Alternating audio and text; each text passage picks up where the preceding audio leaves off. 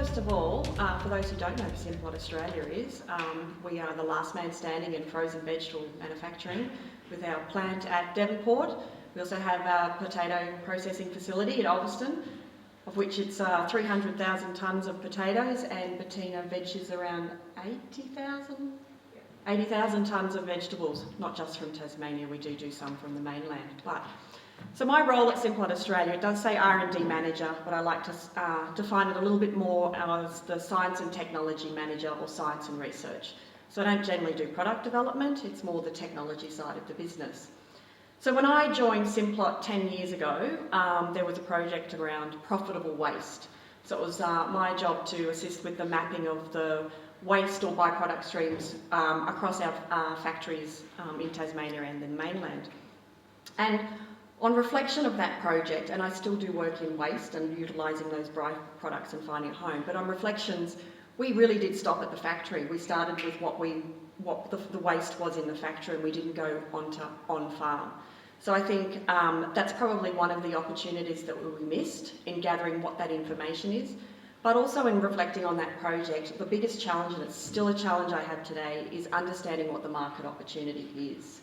I'm pretty comfortable. I know exactly what's in our vegetable streams from take it back to first principles. What's the water content, the fibre content, the protein content, the phytonutrients, the phytochemicals, everything that's in there and where it might go. I also have a good handle on what the technology costs are.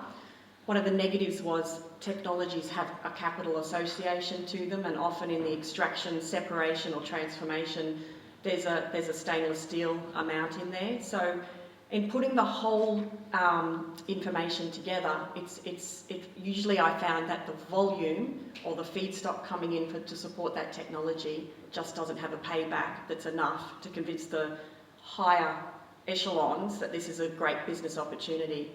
So I think where I think the biggest opportunity for crop utilisation is, which is one of the things, is if anyone has read, or I'd recommend going on YouTube and looking at Stephen Johnson's Where Good Ideas Come From, and he talks about how the ideas mesh together. His takeaway is chance favours the connected mind.